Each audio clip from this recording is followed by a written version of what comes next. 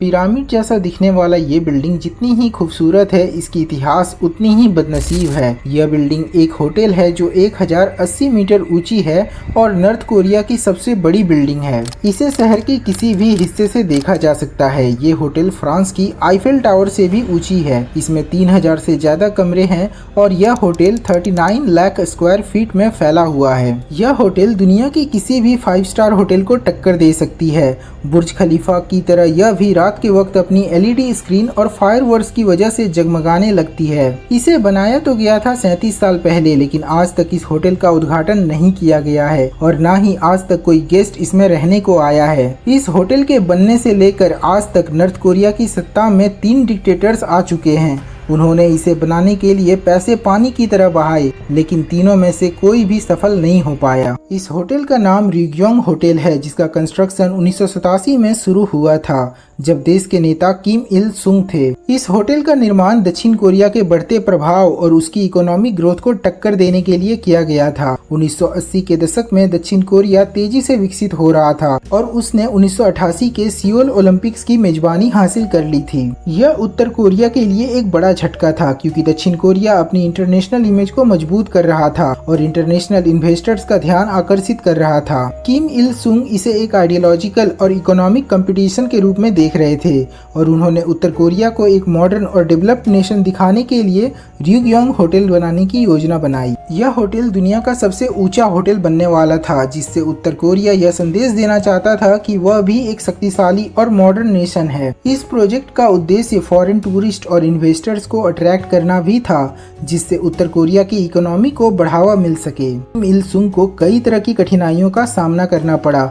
सबसे बड़ी चुनौती वित्तीय संसाधनों की कमी थी। उत्तर कोरिया एक सोशलिस्ट देश था और इसकी इकोनॉमिक कंडीशन बहुत मजबूत नहीं थी। हालांकि किम इल सुंग इस परियोजना को दक्षिण कोरिया को टक्कर देने के लिए शुरू किया था, लेकिन इसके निर्माण में आने वाले भारी खर्च देश के लिए एक बड़ी समस्या बन गया। इस होटल के लिए फंडिंग का मुख्य सोर्स फॉरेन इन्वेस्टर्स थे।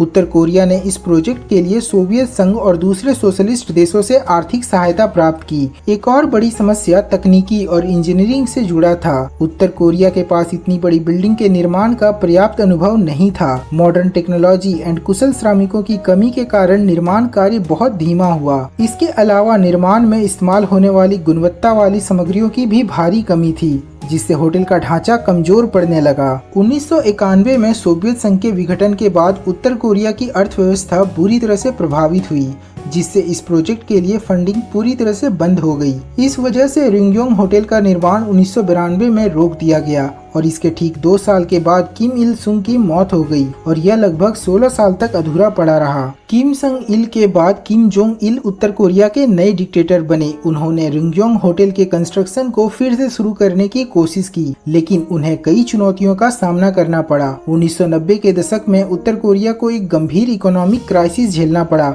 जिसे मार्च ऑफ सफरिंग के रूप से जाना जाता है। इस दौरान उत्तर कोरिया को अंतर्राष्ट्रीय प्रतिबंधों, खाद्य संकट और इकोनॉमिक डाउनफॉल का सामना करना पड़ा, जिसके कारण कंस्ट्रक्शन फिर से शुरू करना लगभग असंभव हो गया। हालांकि 2000 के दशक की शुरुआत में किम जोंग इल ने इस परियोजना को पुनर्जीवित करने के लिए विदेशी निवेश की तलाश शुरू की। उन्होंने मिस्र के ओर्सकॉम ग्रुप से एक समझौता किया, जिसने उत्तर कोरिया के टेलीकॉम सेक्टर में निवेश किया था। ओर्सकॉम ने होटल की बाहरी संरचना को पूरा करने में मदद की और 2008 में कांच के पैनल लगाकर इसे थोड़ा आधुनिक रूप दिया गया, लेकिन आंतरिक निर्माण अभी भी पूरा नहीं हो सका, क्योंकि उत्तर कोरिया के पास न तो पैसे थे और न आवश्यक टेक्नोलॉजी थी। इसके अलावा इंटरनेशनल लेवल पर उत्तर कोरिया की नेगेटिव इमेज होने के कारण कोई भी बड़ा इंटरनेशनल इन्वेस्टर इस प्रोजेक्ट में पैसा लगाने को तैयार नहीं था। किम जोंग इल के प्रयासों के बावजूद होटल पूरी तरह से तैयार नहीं हो सका और 2011 में उनकी डेथ हो गई। किम जोंग इल की डेथ के बाद उनके छोटे बेटे किम जोंग उन ने सत्ता संभाली। किम जोंग उन के सत्ता में आने के बाद रिग्योंग होटल के निर्माण को पूरी तरह से पुनर्जीवित करने की कुछ कोशिशें की गई, लेकिन अब तक यह पूरी तरह से चालू नहीं हो पाया था। 2018 में किम जोंग उन की सरकार ने होटल की बाहरी हिस्से में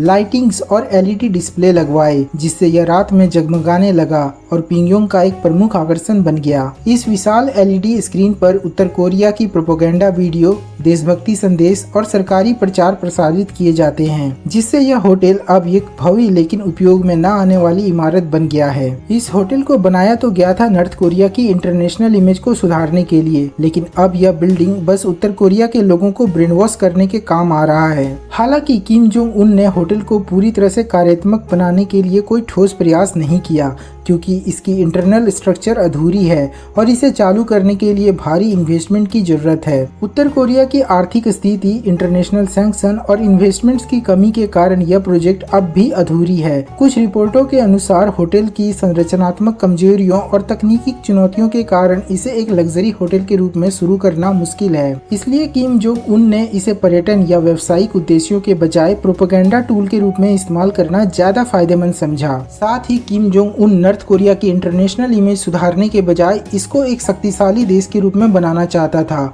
इसलिए उन्होंने इस होटल पे पैसे खर्च करने के बजाय परमाणु बम बनाने में खर्च किए। रिंगयोंग होटल को बनाने में तीनों ही डिक्टेटर्स ने पानी की तरह पैसे बहाए, जिससे नॉर्थ कोरिया की आम जनता पर इसका बोझ पड़ा और उनकी जिंदगी मुश्किल हो गई। इस प्रोजेक्ट में विदेशी निवेश से मिलने वाले संसाधन केवल होटल की बाहरी सुंदरता सुधारने में लगे, जबकि देश में बेरोजगारी और गरीबी बढ़ती रही। आम नागरिकों को उम्मीद थी कि यदि यह होटल कभी शुरू होता तो इससे कुछ रोजगार के अवसर मिल सकते थे, लेकिन आज भी यह एक अधूरी इमारत बनी हुई है जिसका आर्थिक लाभ नागरिकों तक नहीं पहुंचा। कुल मिलाकर यह होटल उत्तर कोरिया के लिए एक आर्थिक बोझ बन गया, क्योंकि इसमें निवेश किया गया पैसा देश के बुनियादी ढांचे और नागरिक कल्याण में लगाया जा सकता था, लेकिन इसके बजाय यह एक अधूरी और बेकार परियोजना साबित हुई।